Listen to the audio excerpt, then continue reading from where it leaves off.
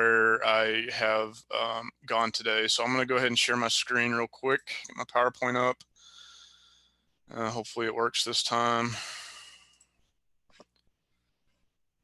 Maybe not. Let's try.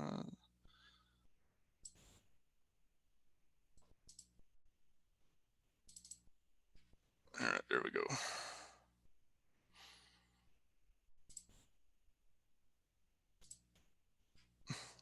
All right. So again, it's kind of giving you all an introduction to the profession of athletic training, kind of give you all some insight into the education and requirements to become an athletic trainer, some of the work settings that the profession offers, and then go into my experiences. So who or what is an athletic trainer? So an athletic trainer is a healthcare professional who collaborates with physicians to take care of patients in regards to prevention, treatment, evaluation of athletic injuries. Nationally, we're kind of governed by what's called the Board of Certification. This is where you get the ATC credential after the name. But as of now, all board certified athletic trainers must receive an undergraduate degree from an accredited program. However, in 2022, most of those programs are going to transition into an entry-level master's program. So for those that are interested in the athletic training profession to get their national certification, they are going to have to graduate from an entry-level master's program. Most of all, an athletic trainer is a servant at heart. There's a lot of long hours in this field, especially dealing with sports. I mean, some of these international trips, I mean, we get up at like 4 or 5 in the morning, and we don't get done till like 1 or 2 o'clock the next morning. So, granted, that's kind of a rare or a specific deal, but there are times that the hours can get pretty long. So I'm going to go over some of the domains of athletic training. This is all set out by the by the Board of Certification. Prevention of injuries.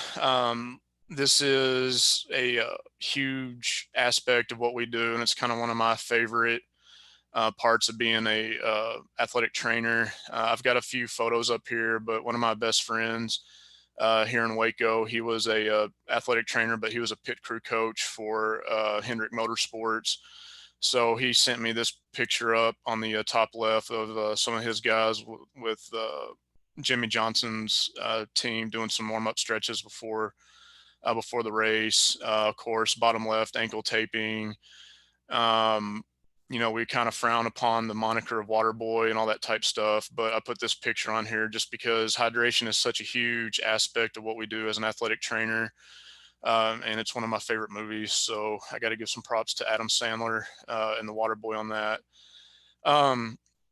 What we have done a lot of over the last few years is like biomechanical evaluations with sports. So this bottom right of this gymnast, you're kind of looking at some lines and arrows on her squatting and landing technique, and there's some notes on that. And what we can do is bring an athlete in, have them do some functional movement, and we can kind of figure out, like, you know, if there's a muscle group that's not working appropriately, if there's one that's tighter than the other, and we can work on creating them a injury prevention program to help either prevent injuries or, you know, help ease the symptoms of an injury that they're currently dealing with.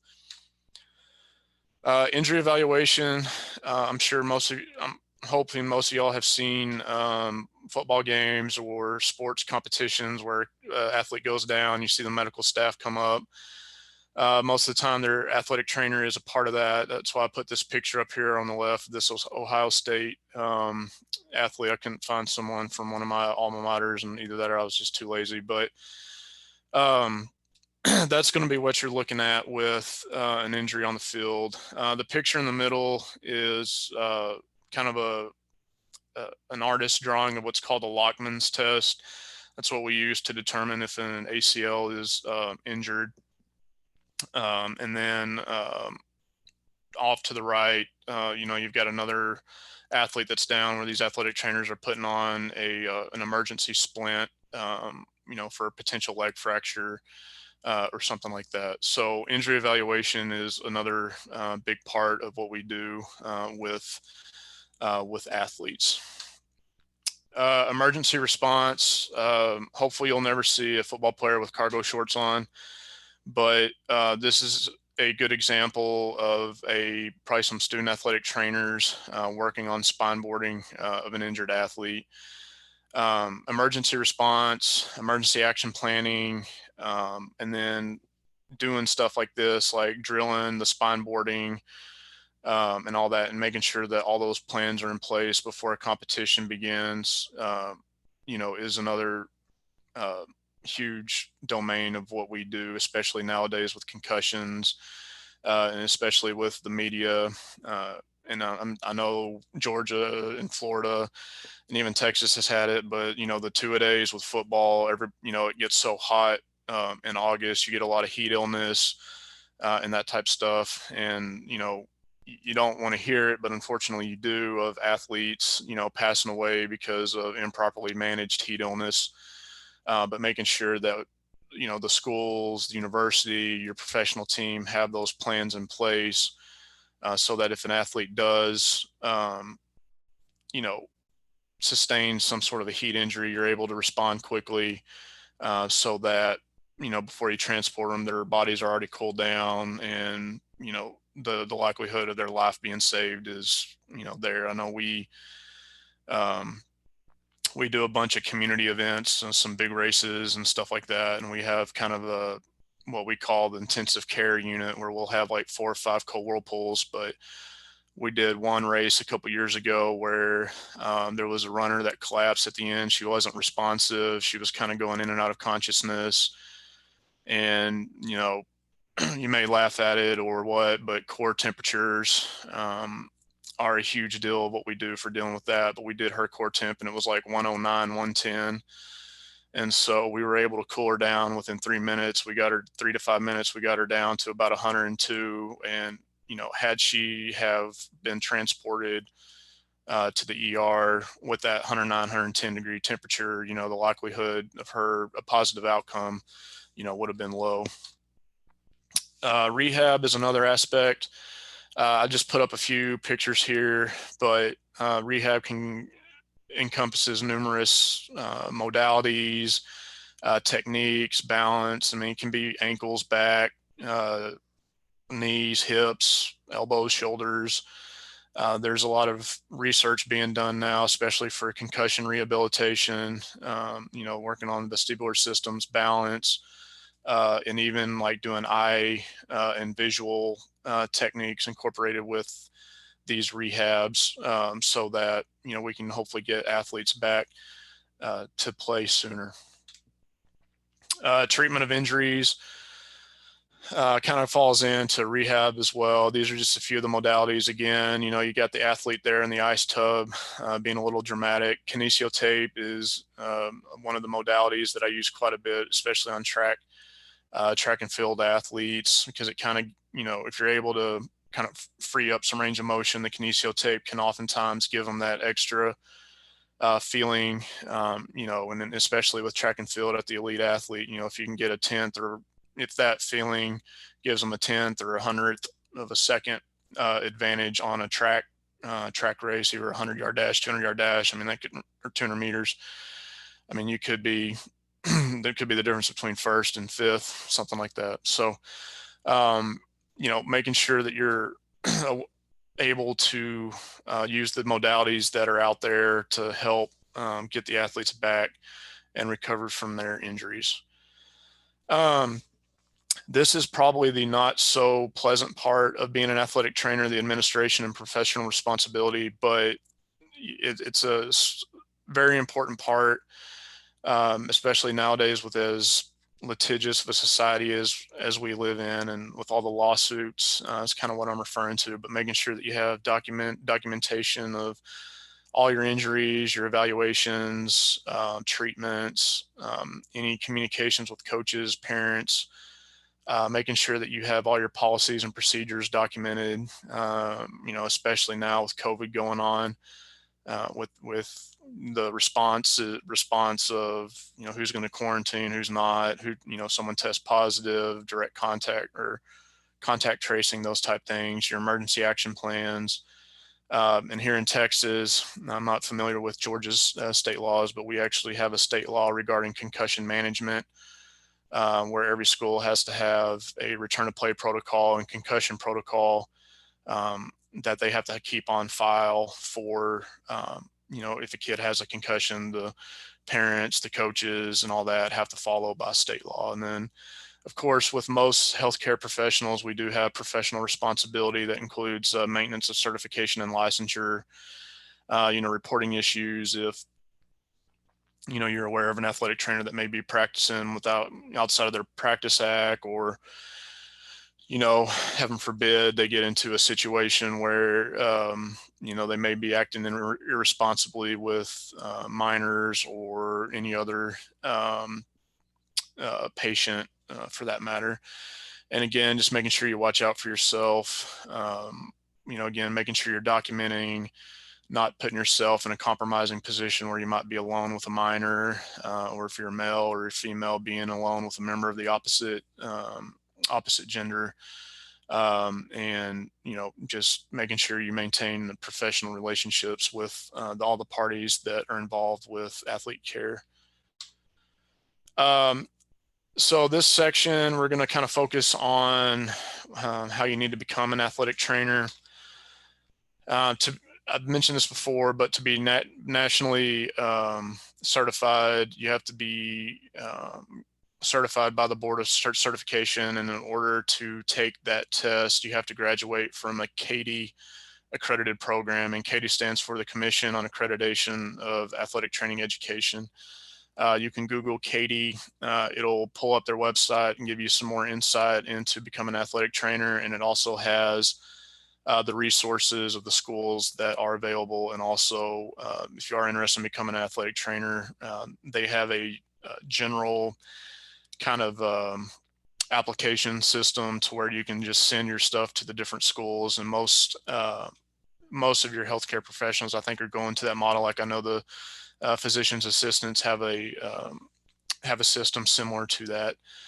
After you graduate and you meet the program requirements, you have to take a certification exam. And once you pass that, you can become the credential certified athletic trainer, or ATC. I can speak on the state of Texas, but in Texas, you also have to be licensed as well. So if you are going to become an athletic trainer, you need to make sure you check with your state's board on certification, licensure, registration, on how they're going to do that. But right now in the state of Texas, you have to have an undergraduate degree in kinesiology, and you have to have 1,800 clock hours of supervision. Again, make sure you check program requirements for entry procedures and guidelines. Some of the MAT programs actually require athletic trainers or potential athletic training students to gain shadowing hours as a part of their application. Like I know Baylor here in Waco, they have to get 100 hours from like 2 different athletic trainers before they can apply to their MAT program. So make sure that you are aware of that. Some of the requirements Katie sets out, the course load is going to include anatomy, physiology, emergency care, therapeutic interventions, nutrition, and there's many other requirements for that. A lot of the programs are going to make you obtain clinical hours with different sports and or clinics. Those sports can include upper extremity, so your baseballs, your volleyballs, equipment intensive sports, so football, obviously, lacrosse, primary care. This is more dealing with like primary care sports medicine, so like your colds, your flus. A lot of the times they will require you to shadow family medicine physicians to get that. And I know there's some programs that'll actually require student athletic trainers to get ride-alongs with EMS and those type things. And then also can include lower extremity sports, so track and field, cross country, and you know there may be others like combat sports, so like wrestling, martial arts. You know, if those schools have those. Clinical observation hours may depend on state requirements as well, but I talked with the program director here at Baylor, but Katie basically is leaving it up to the programs that are within that state to determine the clinical observation hours that students have to require to graduate with the athletic training degree. Again, after completing the requirements of a Katie program, qualified students can sit for the board of certification test.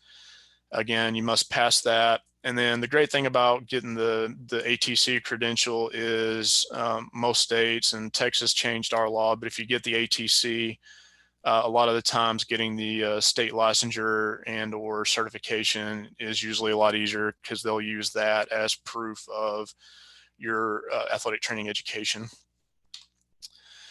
Some employment settings. Of course, you're going to be looking at your professional leagues, your NFL, MLB, NBA. This is my buddy Lance with some of the pit crew guys. Of course, your collegiate settings, secondary schools, so high schools. Now, middle schools here in Texas are becoming a very popular site to hire athletic trainers for.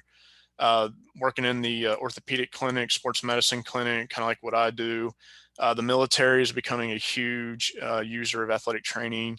One of my best friends from Colorado Springs was an athletic trainer with the 10th Special Forces Group in Fort Carson. And then I've got another friend that works with the Navy SEALs out in Coronado, out in San Diego. And then the Marine Corps is hiring a bunch. The industrial setting as well, doing evaluations on techniques of lifting, injury prevention, and that type of stuff. One of the graduate assistants that was at Baylor this last year, she's down around San Antonio right now, but she actually works for Amazon. They've got a distribution center there. So there's a lot of, and then of course, fine arts. I had a good friend. He was an athletic trainer for the Houston Ballet. And I've known others that work in Las Vegas that do stuff with Cirque du Soleil. So there's a lot of different fields and avenues that athletic trainers are currently employed in. So now we're going to kind of get into my career path. As Carrie mentioned, I am from Waco originally, graduated from Baylor and then University of Nebraska at Lincoln. I did a 2-year fellowship at the Colorado Springs Olympic Paralympic Training Center. And I'm currently, this is a lot, but we kind of went through a merger a few years ago with Baylor Scott and White. But they allowed us to keep our original clinic name because we've been ingrained in the Waco community. So the acronym is quite long. I'm not going to go into that, but and then I've done probably almost 16 trips or event coverage with what are called national governing bodies. So like if you hear USA Track and Field, USA Wrestling, USA Field Hockey, and the US Olympic Paralympic terms, those are called national governing bodies. And I've traveled with track and field, wrestling, and field hockey. Kind of professionally, I'm also the Region 7 representative for the Texas State Athletic Trainers Association. I'm also the president of the Central Texas Athletic Trainer Society. I do have my ATC credential. I'm also a licensed athletic trainer in Texas. A couple years ago, I did get my American Heart Association BLS instructor. I will give you some advice that if you do pursue your BLS instructor, be wary, and because if people find out you have it, they kind of come out of the woodworks. So just be aware of that. If you do go into healthcare and someone asks you to be a BLS instructor, just know that once they find out, they're going to come find you. I'm also a Stop the Bleed training instructor. I will say if y'all have not had a chance to do that training, I would highly recommend it. It's a very basic kind of first responder type training for like mass casualty events and that type stuff. And it's got some really good information for lay personnel to do. I'm also a corrective exercise specialist through the National Academy of Sports Medicine. And then with my experience with the higher end elite level athletes, I've kind of had to obtain some pretty specific and like manual therapy type certifications. So I do have a sport manual therapy certification for like joint mobilizations, low back mobilizations, those type things. I just recently completed a cupping course, and then Rock Tape has some good educational routes, and I did their Rock Pod and Rock Floss certifications. And then Factor, this last one, is kind of an instrument assisted soft tissue mobilization. But if you've heard of Graston, or if you've seen people work on injured athletes with like little metal bars, doing those massages and type things, I do have that certification. My current responsibilities include the oversight of our graduate assistant program. I also try to really maintain communication between our clinic and local school districts for high schools. We really try to pride ourselves on being open and accessible to the injured athletes. So we do have, I'm pretty sure every athletic director and athletic trainer has me on speed dial. That way, if an athlete does get injured, they can call me up, be like, hey, I need to get a kid in. I can go talk to our doctors, get an appointment, and really try to facilitate that care of that athlete so that we can try to get them back on the field as soon as we can. I also try to help facilitate multidisciplinary sports medicine care to local athletes. What I mean by this is, yeah, it's nice to get them in at the physician, but what about the physical therapist? Like if they have an ACL tear, or if they're having chronic SI issues, is there a chiropractor around that we can get them to? But really trying to, provide resources for those athletes and those coaches and those athletic trainers so that we can, again, really be that advocate for that injured athlete and making sure that we can get them back. And then, especially these last few years, we've really picked up a lot of event planning and emergency action planning for local events and schools. One thing I forgot to put on here, I do serve as a program director for a continuing ed program that we do every year in regards to emergency response of athlete injuries. So that usually takes up quite a bit of my time in the spring as well. And then we also do a lot of community event outreach. Like we cover the intramurals for Baylor, and again, a lot of the running events that we do as well. Carrie kind of wanted me to talk on kind of the day in the life. I'm going to be honest with you, it's really going to depend on the day and what's going on. I've been to Georgia before. I'm unsure of the atmosphere of high school football there. I know it's big, but Texas is kind of ramped up a little bit more. I don't know if y'all have seen Friday Night Lights or any of those shows, but I tend to get a lot of phone calls starting about 8 o'clock in the morning, wanting to get athletes in, or having coaches call questioning athlete care, or wanting more specific time on, if they can play with a cast padded, or, if we're dealing with a senior that might have an ACL tear and they want to have them play their senior year, just things that we can do on that.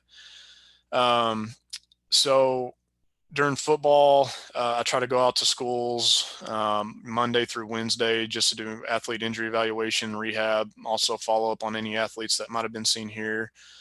Navigate any issues that the graduate assistants may be having with either coaches, parents, classes.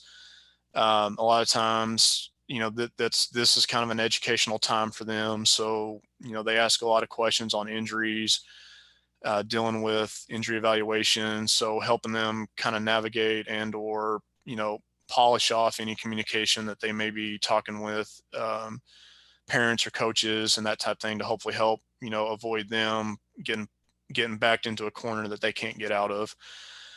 During the spring is our late fall and into the spring and summer is kind of my hiring season for the GAs. So during that time, I'm out on the road a lot, doing interviews. I review a lot of resumes, navigating the placements of those GAs. Right now, had to put this in here, but helping schools navigate, the current COVID-19 policies and procedures that are out there. Fit braces on patients, do home exercise for them if I'm here in the clinic, setting up appointments. A lot of times I feel like a fireman, like that George Strait song could almost be the theme of my life. But putting out fires, any other issues that may come up.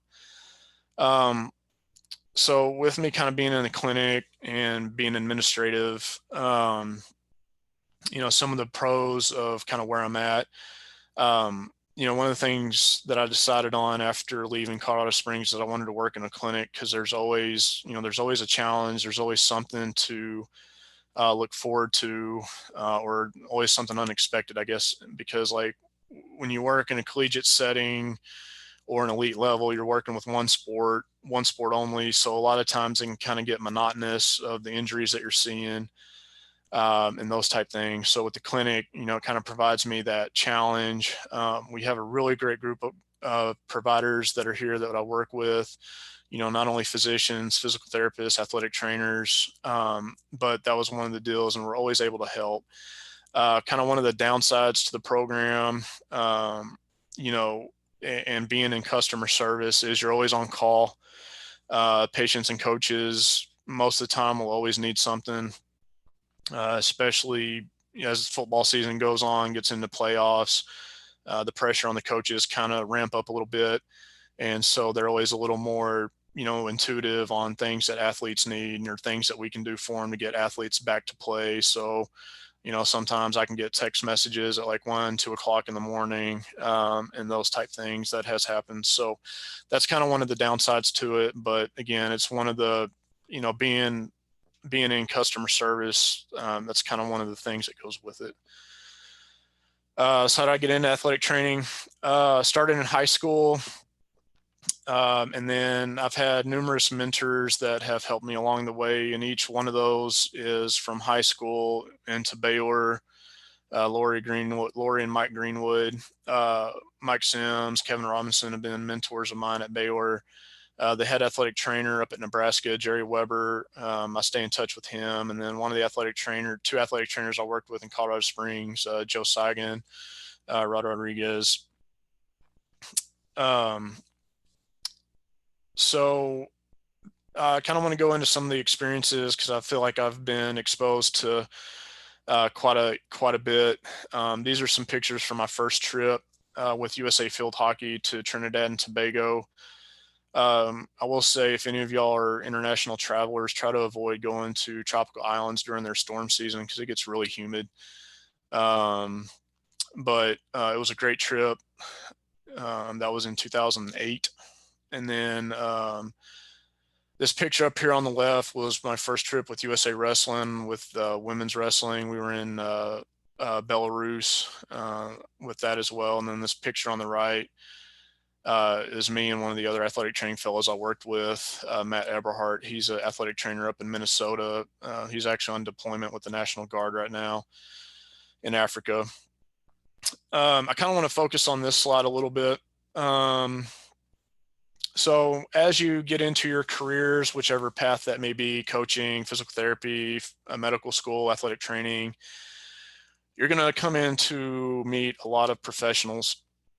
And with my experiences with USA Track and Field, I've met quite a few medical professionals from around the United States, not only athletic trainers, but sports psychologists, massage therapists, chiropractors, and those type things. And one of the things you got to do is, you've got to work with those people, take advantage of their skill sets, to help these athletes get back to field, and or, especially track and field, most of our stuff is more injury prevention, but making sure that they feel their top before they go out and race. Otherwise, if they don't feel that confidence in their ability or their feel, they may get injured. So you've got to use those providers to your advantage, and, maintain relationships with them. So this top left picture was me and Andrea. She's an athletic trainer. She lives in Boulder, but this was in Poland. And, I still keep in touch with her, but, really got to work as a team to get those athletes. And then this bottom one on the right was probably one of my favorite ones, but this was taken in Germany with the 2009 Thorpe Cup. But those two gentlemen in the middle were the medical providers for the German team, and then myself and one of our chiropractors on the left. So we were able to, build camaraderie with those providers from the other nations, and able to kind of talk with them, tips of trades, and those type things. So the healthcare profession is very, very relational, and as you get into it, dealing with patients, but also dealing with coworkers and all that. So you really got to keep in mind and keeping that professionalism through your through whoever you come into contact with. This was probably my favorite photo I've ever taken. This was in Medellin, Colombia. This was looking out over the mountains from the top of our hotel. This was 2013, I believe. And then this was one of my more recent trips with USA Wrestling. This was 2017 in Paris. But I got to see the Eiffel Tower at night. And then again, working with the different wrestlers from the different areas of the United States. It's always an awesome experience. These are just some of the pictures that I decided to put up for my experience in Rio. I was lucky enough to be selected as one of the 92 medical providers for the Summer Olympic Games that year. This picture on the left was the night of opening ceremonies. They only let select people go into that, but we got to go tour. This was on top of Sugarloaf Mountain, one of their main tourist destinations, looking out over one of the bays, and then of course the Olympic logo. So the bottom right is where I was stationed. So whenever a site for the Olympic Games is picked, the U.S. Olympic and Paralympic Committee will send staff in, and they will look for locations where they'll set up mini Olympic training centers. And I was at the Brazil's equivalent of our Naval Academy, where I got to work with the track and field athletes, triathlon, sailing and rowing. I'm trying to think, beach volleyball was there, and there were in water polo. And that was our medical room where, we had everything set up. We had a table for our physician. We had treatment tables. You can see the little lounge chairs. That was kind of our recovery area where we use like Normatex for the athletes. And then where I was standing, taking the picture, we had like exercise bikes and some different weight room equipment. But yeah, I got there July 23rd, I think, and I didn't leave until August 23rd, something like that. And I mean, we were working from 5 in the morning till 10, 11 o'clock at night. And that, that was pretty much straight through the whole Olympic Games. So to kind of give you an insight of the time commitments for those higher end games. And then this top left picture was a great night. This was our last night. Wes Barnett, the guy that you see doing the thumbs up, he took us all out to eat. And it was the night of the gold medal soccer game. So it was Brazil and Germany. And we went to this awesome steakhouse, but we had like one half of the restaurant, and then there were, some of the local countrymen in the other. And like they started chanting USA, USA. We started chanting Brazil like throughout the whole game. So it was a really cool, experience. And then, toward the middle of it, like a lot of the kids started coming over, giving us gifts and that type of stuff. And they took this picture of our staff. And I don't know, it was a really neat experience and a really neat way to wind down that time in Rio. I will say, if you ever want the best steak of your life, I know Nebraska has some good ones, but Brazil is pretty top notch. So, I'm going to open to some questions after this slide, but I kind of want to give y'all some advice as y'all pursue your future careers. I'm kind of the personality. I'm either in it or I'm not. So when I knew I wanted to be an athletic trainer, that's kind of what I knew, what I wanted to do. Kind of looking back, I wish I would have kind of taken a little more time in my undergrad to take some more science classes and stuff to, have, like if I wanted to go into PA school or something like that. So, try whatever your route is, try to give yourself some flexibility and some options. Like if you need to stay an extra semester to knock out some prereqs or something like that, be sure to do that. This next one, I know I hit on it before, but I can't stress this enough to y'all. You need to network. And also when you are at your jobs, you need to really try to put your best foot forward, because you never know who's going to lead to your next job. For example, like, I knew when I was at Nebraska, or when I was at Baylor, I got involved with track and field. So I was like, man, I want to go to the Olympics one day. And I wanted to be, at that time, I wanted to be a collegiate track and field athletic trainer. So what did I do? When I was looking for graduate assistant positions, I worked for track and field. Luckily, Nebraska opened up and it worked out. So I ended up there. And then, about halfway into my last semester at Nebraska, I got an email from my program director here at Baylor basically saying, hey, this fellowship in Colorado Springs is open. I know you want to get in the Olympics. So I applied.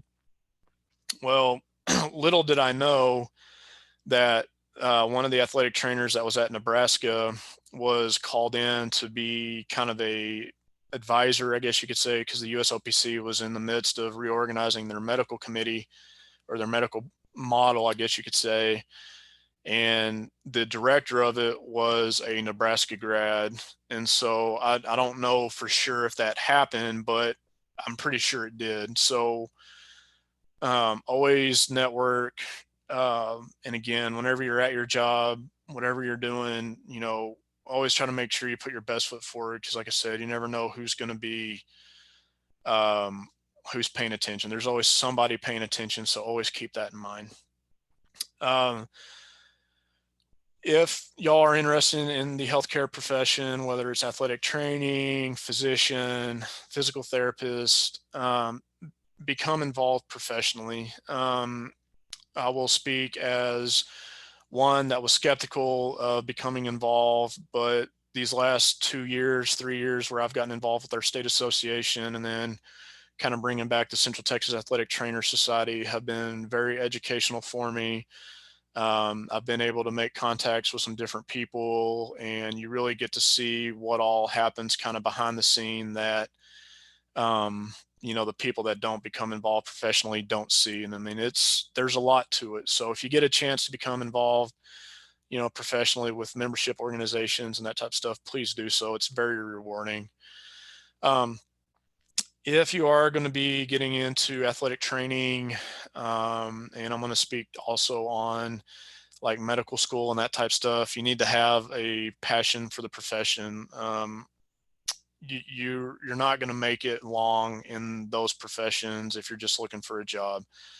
One of our sports medicine physicians will tell you that if you're interested in medical school and you don't have that strong calling to be a physician, he's like, yeah, it's probably not going to work out for you. So you really need to have that calling, for that profession. Otherwise, especially in athletic training, the hours are so long, dealing with the futures of the athletes and potential of the coach involvement and their success and their employment being based on success. And with some of these kids, could be make or break. There's going to be a lot of pressure on that. So if you don't have the calling, it's probably just not going to work out for you. And I know I touched on that, but know that athletics is the athletes and coaches' livelihood. And oftentimes it's the parents too. So you really have to be proactive and communicate, with all the parties involved, especially with athletes, high school athletes, especially, because a lot of the times being that high school football player, that high school baseball player, I mean, that's their identity. And then, dealing with coaches too, a lot of times, we pride ourselves and all that on the success of athletic programs. And I mean, I'm sure y'all see the college coaching carousels and those type things. So, I mean, it's their livelihood, guys. So, a lot of these athletes, may make or break a season. So you really, you're going to be dealing with that.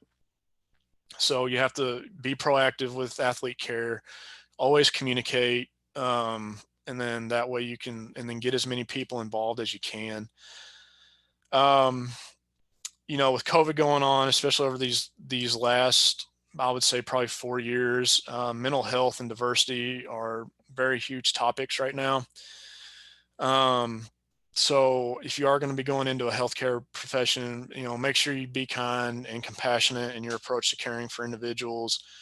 You know, I don't know what battles y'all may be fighting. You don't know what battles I'm fighting, but dealing with patients, you don't know what they're dealing with. So you have to keep in mind, and especially if you get into like a secondary school setting, you don't know what these kids are dealing with. And oftentimes you may be their only source of help. So always be kind, compassionate, if there are, and like I said, with that multidisciplinary kid, if you know there are kids that are struggling or athletes that are struggling, be there, be that resource for them. You've got to be that advocate for that athlete, to make sure that you get them, the help that they need. Um, Make sure you make time for important matters. This can be a struggle sometimes, but faith is a huge part of your life. Make sure you have that. Make sure you make time for your family, your friends. Make sure you make time for yourself. I'm kind of going to go on a tangent here, but I'm a big Jocko Willink. I listen to his podcasts and stuff, and he always talks about getting up at 4:30 in the morning to work out. Well, I'm not saying you do that, but I have started working out, getting my workouts and stuff in the morning, and I mean it makes a huge difference because if you're task oriented or anything like that, you can get that check off of that workout first thing in the morning, and it really does set your day up for success. So make sure you make time for yourself. If you're an outdoorsman, making sure that you're hiking. If you like to hunt, make sure you do that. I've got two black labs, and they're very attention needed. So, I've got to make sure to make time for them, play with them. And then I forgot to put this on here, but always make sure that you're learning, especially if you're in a healthcare field. There's so much stuff that's out there.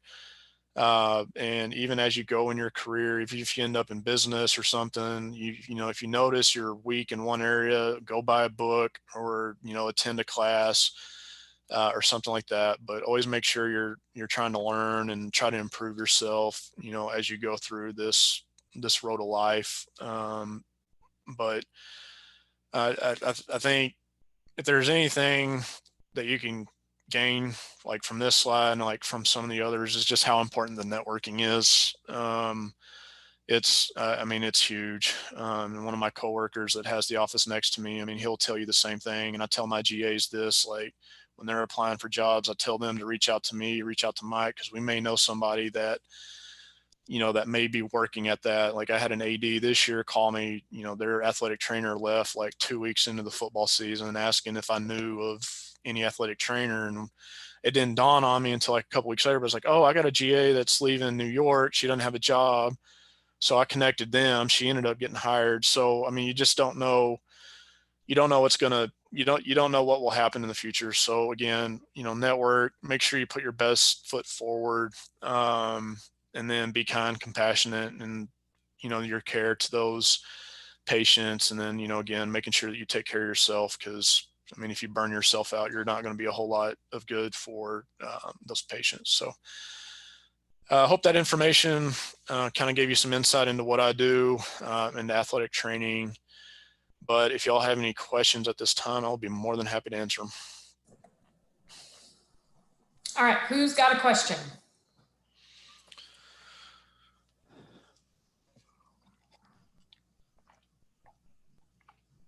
No? Okay, well, I have a question. Okay. So in hiring graduate assistants, and doing their interviews and everything, Yep. what skills do you look for that they have kind of outside of like the athletic training? So like more of, I guess we call them employability skills or like professionalism skills. Absolutely.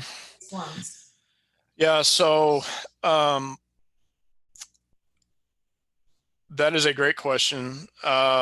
And you will probably get a different answer from that from different athletic trainers. Like I know in our journal, they interviewed one of the Seattle Seahawks athletic trainers, and he basically was just like, yeah, we only look for people that have the football experience and all this. And I'm like, okay, I get why that is, but like for me, so I have 14 of them, and they're all at a high school.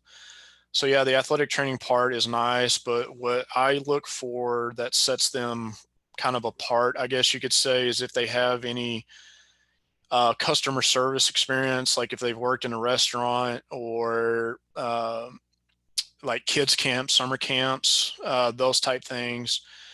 Because what that shows me is that more than likely they've had to deal with parents, or they have had to deal with an angry customer, or they've had to deal with managers. So they have some sort of an idea of how not to put themselves like in a situation. Or I really look for ones that have worked with high school kids, just because like summer camps, because they'll have an understanding of high school kids, and also dealing with parents. So if they have those experiences, and even if they have, like I've had some that have had like managerial experiences at restaurants, but having that kind of customer service experience, or that camp exposure to with high school kids and those parents, are some of the other things that I really look for when I review a resume. And also if they've volunteered, that's that's another big one. Like if they've done community races, or if they've Mm-hmm. volunteer to like state championship games, like medical, that's huge too, because that shows me that they're able to kind of think outside of the box or get out of their comfort zone. um, those are so yeah, that's another thing I look for. Awesome. Very cool. Okay. Yep. Anybody else? Question? I started you off.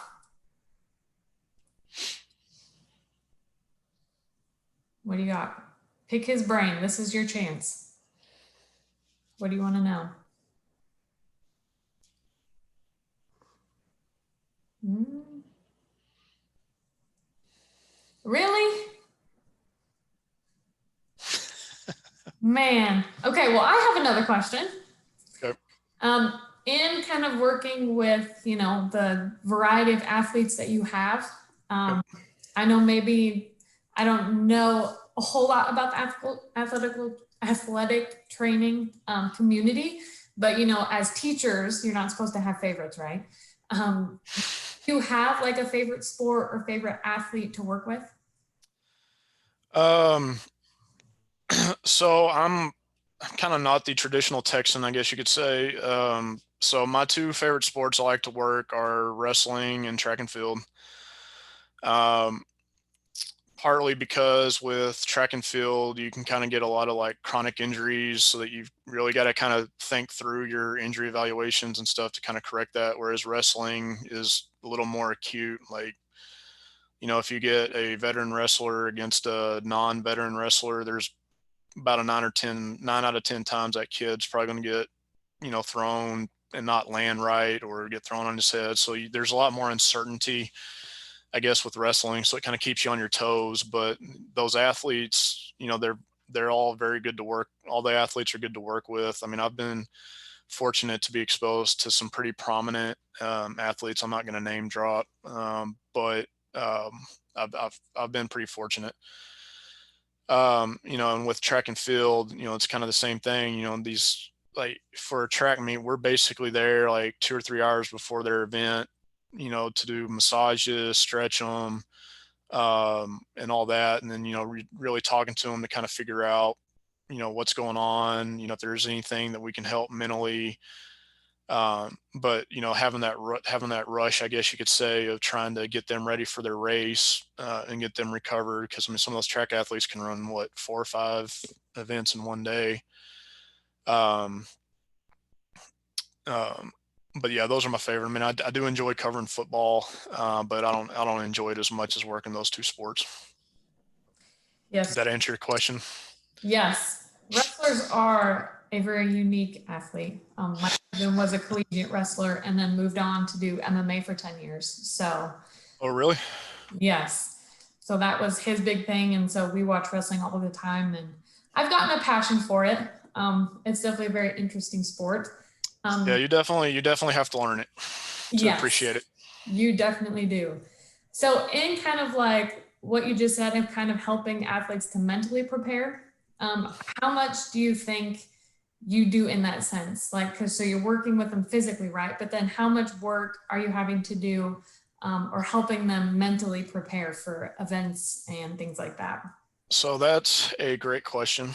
So a lot of the track and field athletes that or track and field events that I've been on, we actually travel with a sports psychologist. So they're usually there for a lot of the big stuff. But I'll be honest, like when I'm working on injured athletes, I'm talking to them. I mean, I'm probably not doing it, not thinking about helping them mentally, but like talking to them, seeing how their day's going. If they're having issues with, oh, I've got this going on, I've got this going on. I'm like, all right, well, let's talk about it, see what we can do. And or if they get up and they're not, I still got this, or I still got, my hips tight. Like, all right, what can we do? So I'm probably not doing it as directly as I'm probably doing it more indirectly.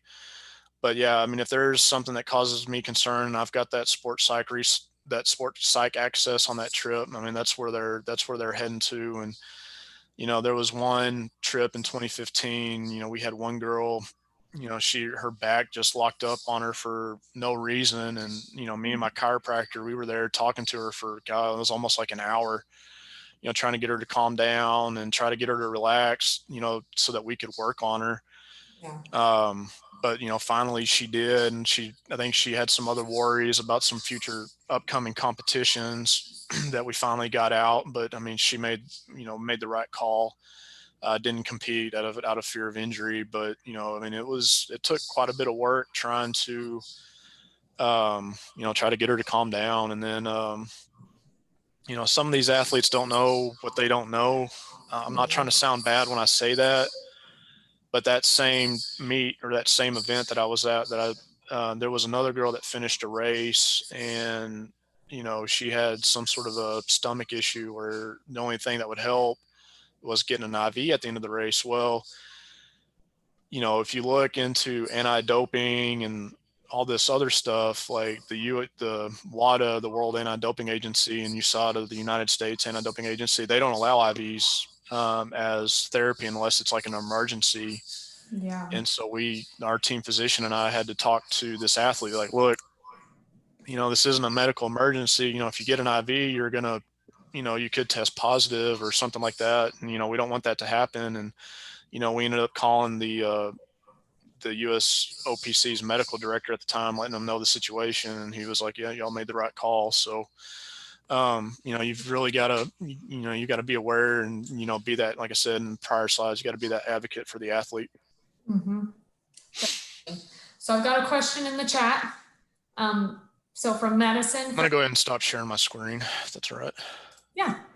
All right. So for athletes who possibly have a career-ending injury or an uncommon injury, how do you address that? Oh, that's a great question. We see that quite a bit.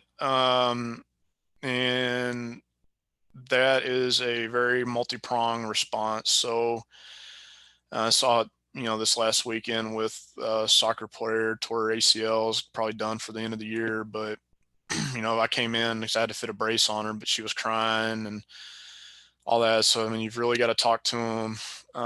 And with the healthcare providers, the physician or surgeon, whoever they see. Luckily, this athlete had quite a bit of resources at their school, so getting them in to see therapists. But my goal is to make sure that they're educated on everything and why we're making the routes that we need to make, and especially like for a high school senior. One thing we see commonly is playing on with an ACL tear. But they want to try to get that senior year, but making sure that everybody's educated on the process. If they are having mental issues, making sure that they get in to see a therapist or something like that to kind of help walk through. But I mean, ultimately, if their injury is career ending, I mean, they've got to go through all the stages of grief. So like denial, depression, acceptance, and all that. So, I mean, you've got to be there with the athlete as they work through all that, because I mean, like I said earlier, I mean, that being that athlete is these person's identity, and if they don't have it anymore, it can change a lot of, it can change a lot, and you have to be there to help them through it. Hopefully that answered that question. Yeah. Thank you, Madison, for the question. Anybody else? Question?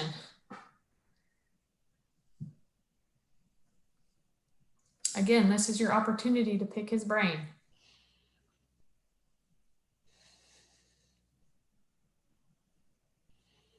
No? All right. Well, I want to thank you again for taking time out of your day to speak to my students. Yeah, you're welcome. Thank you. Thanks for having me. I will say,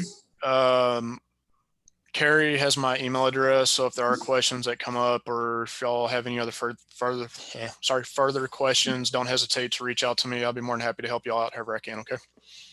Awesome. Well, thank you again.